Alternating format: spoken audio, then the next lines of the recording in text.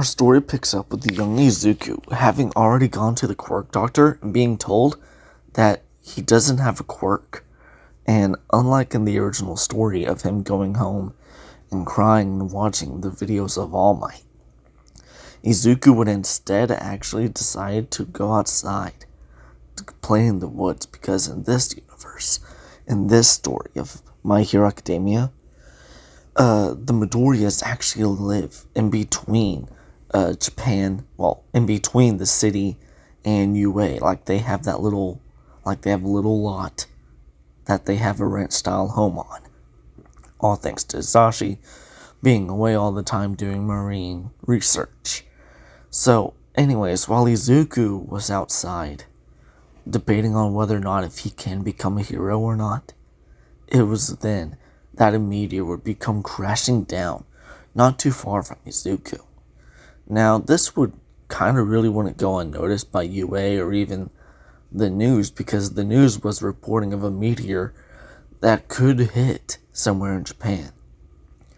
So Izuku, wondering what had happened, he would rush over, thinking that maybe, just maybe, it would be something interesting.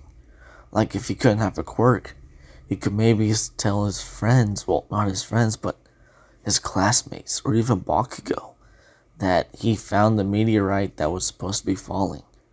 But when he got closer, he would realize that it wasn't a meteorite at all. Instead, there was this gray orb-like thing in the middle of the crater.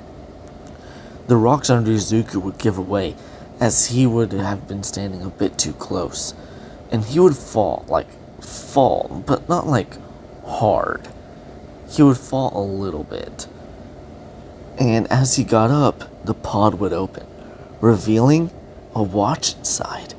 Izuku would be like, "A watch? What's that doing here?"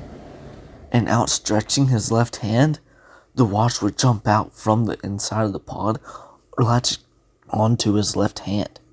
And then with a ding, it would be stuck on his wrist forever. Izuku would freak out, wondering what this is and how to get it off. But it wouldn't come off no matter how hard he tried. And while he was trying to pull it off, the dial on the top would pop up with a loud dinging noise. Izuku, wondering what had just happened, would look at it. The hourglass shape changing into what looks like a diamond shape with a silhouette of something in the center. Wondering what it was and thinking, Izuku would just press down on it, thinking that maybe, hey, if it popped up, it can go back down. And as soon as he would, in a flash of green light, he would be transformed into none other than Heat Blast. At first, Izuku would be freaking out, trying to stop, drop, and roll to put himself out. But it was then that he would realize he's not on fire. He is fire. And with Izuku being smarter than Ben in the original Ben 10 series, Izuku wouldn't start a forest fire. Instead, he'd be trying to think of ways to go back to normal, to maybe, hopefully, return to his mom. It would be then until like 10 minutes later, Izuku's mom, Inko, would come out in the backyard yelling for Izuku that dinner was ready. Because, truth be told, she was crying while she was making dinner. She was upset that she couldn't say anything to cheer up Izuku after realizing that he was quirkless, after learning from the doctor that he was quirkless. But that didn't stop Izuku. Shortly after he heard Inko's voice, he would immediately start running, hoping that maybe, just maybe, by the time he reaches her, he would be normal again. And then, in a flash of red light, the Omnitrix having gone timed out, in that flash, Izuku would turn back to his 10-year-old self. Well, not to his 10-year-old self, but I would say 6-year-old self. And so, Izuku would hurry to Inko, deciding that instead of telling her he found this weird watch in the woods, he instead would tell her that it was his quirk. It manifested. It's just that maybe the doctors got it wrong. So upon running up to Inko, that's exactly what he would say. And then they would eat dinner, and then the next day, they would go to the quirk doctor again. And he would reassure them that Izuku is indeed quirkless. And Inko would be like, but what about that thing on his wrist? What's that supposed to be about? The doctor would look at it and would say, yeah, it's probably just a toy. But yeah, no, he doesn't have a quirk. So, after all that, Izuku would then return to class after that. Because it was early in the morning when they'd gone, so Izuku would actually be taken back to school. Upon arriving back, instead of believing that he was quirkless, and if people got to asking about that watch on his wrist, he would just tell them that it's his quirk, that he finally awakened it. Bakugo would be there along with his goonies, and of course Bakugo would be like, so Izuku, you finally got a quirk, huh? Izuku would look at Bakugo and be like, yeah, I did, Kachan. Check it out. Izuku pressing the button in the center of the watch, the dial would pop up. And thinking that maybe going into that fire guy wasn't gonna be a good idea. So he would try twisting the dial, and that's when he would see that the silhouette in the middle changes, showing a four-armed guy. Izuku was kind of skeptical to go into that guy, so he would flick it once more to the left. Well, twist it once more to the left. And upon doing that, he would get the silhouette of Ghost Freak. And then Izuku would say, watch this, I'm gonna go hero. Then as soon as he slams it down, the classroom would be filled with a flash of green light. Everyone amazed, shocked, and also covering their eyes because dang, it was bright. But it wouldn't last that long, for maybe like a second or two. And then when they all looked again, Izuku was gone. Instead, replaced by him was a ghost with a weird symbol on his chest, which is essentially just the Omnitrix symbol of when he's turned alien. Izuku would be like, whoa, aren't I scary, you guys? And Baku would be like, yeah, that's such a weak quirk. What can it even do? Izuku thinking, well, not even thinking it. It would just happen. He would go invisible, and then he would reappear behind Bakugo, go through the walls, and Izuku would be like, so I guess with this I have the powers of a ghost. I can go invisible, intangible, and then one student would say, at least say you cannot possess anyone, because if you could, that would be freaky as heck. Izuku wouldn't be one to possess anyone. It just doesn't seem like him. And then, of course, after 10 minutes of them calming everyone down, telling Izuku to, turn his quirk off, Izuku would say, I can't, it has a 10-minute limit. And then, as soon as he says that, in a flash of red, boom, there's young 6-year-old Midoriya again. And now, instead of me going over what all changes and what all goes on, I'm essentially just going to give you the rundown version of it. So essentially, Bakugo doesn't see Izuku as inferior now, because he believes that Izuku has a quirk. And unlike Bakugo's quirk, Izuku has multiple forms he can take. So fighting with Izuku is actually fun for Bakugo. And Izuku would actually take their sparring, well, not essentially sparring, but like their time together to learn about each alien, not realizing that they were aliens. It would be up to Bakugo, well, Izuku coming up with some of the names, but Bakugo would come up with one for the ghost. Hey Izuku, why not call that when he transformed into the day? Ghost Freak. Izuku think and be like, yeah, that's awesome. I'll call it that. Ghost Freak. And then after that, of course, Izuku would offer to help Bakugo. Bakugo wouldn't see that Izuku was seeing him as weak. Instead, Bakugo would see him as an equal. In fact, maybe even a rival. So, we don't get Bakugo bullying Izuku in this timeline. And now we fast forward to them being to middle school. Izuku over the years having mastered of what he could of what this watch could do. Granted, every so often, every time he would try to turn it into an alien that he wanted, he would get a different one, which did kind of aggravate Izuku, but he did also kind of like it because it not only left his, bullies guessing, but also him, because he's trained with all of them in secret, super secret in the woods with Bakugo. All except for Heat Blast, of course. Izuku's waiting until he gets to UA to use Heat Blast, just figuring that maybe that alien might be a bit too dangerous. And sure enough, he was right. That alien was sure enough way too dangerous for just normal everyday use.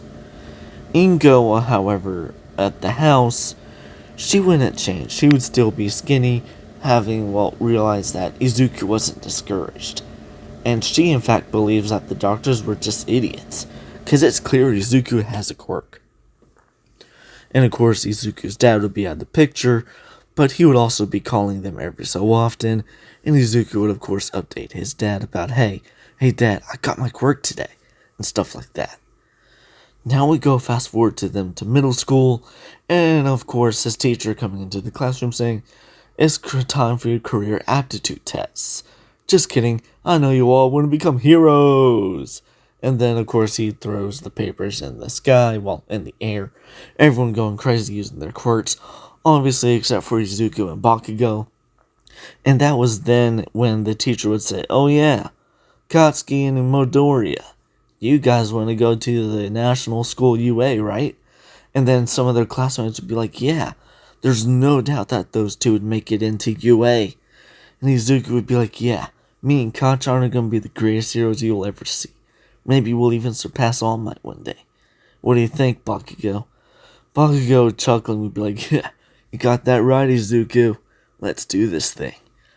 And then shortly after class, instead of, him getting bullied by Bakugo and him and Bakugo actually being friends, we don't get the sludge villain incident. Meaning we don't get All Might running into Izuku.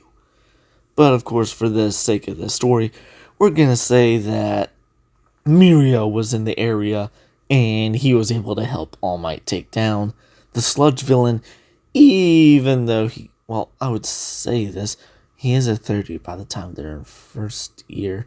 So Midoriya would actually be, Mirio, okay, there we go. Mirio would be in his second year at UA, of course already having a provisional license, and he would see what was going on and actually help All Might take down the sludge villain. And All Might, seeing Mirio becoming so far as a hero, would actually end up offering Mirio one for all. And of course, Mirio accepting. But anyways, back to Izuku. He actually spends the 10 months, instead of training with the Omnitrix, he would actually just train his physical capabilities, figuring that he only has 10 minutes in each alien. That's not a lot of time. So if he times out while he's doing hero work and he's physically weak, then he's not going to amount to anything. He's going to be useless. So instead, Izuku would just train and train himself. In fact, he would actually reach out to one of his dad's buddies who actually runs a kung fu dojo and would actually learn some kung fu and jujitsu, like actual jujitsu martial arts. So by the time the entrance exam for UA runs around, Izuku, honestly, he would even be using the Omnitrix to fight the robots. He would just mainly be using his agility and reflexes to essentially make the robots hit the wall, which still scores him the points, but does, cause property damage. He would rank up to, let's say, about,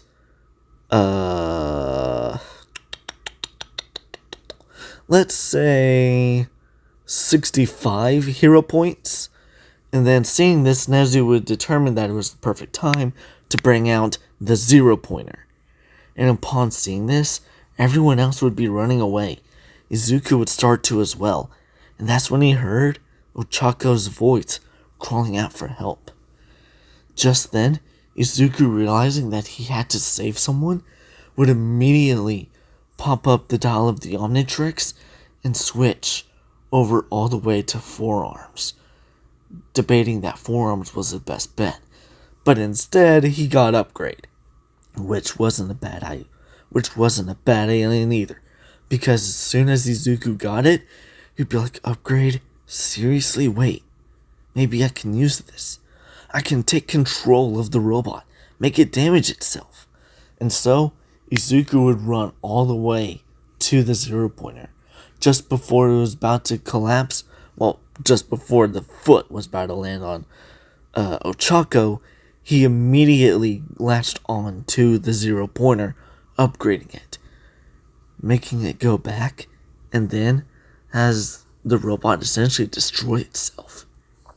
All the teachers and Nezu in the observation room would be shocked, seeing that this kid could do this. That whatever he did, it was amazing.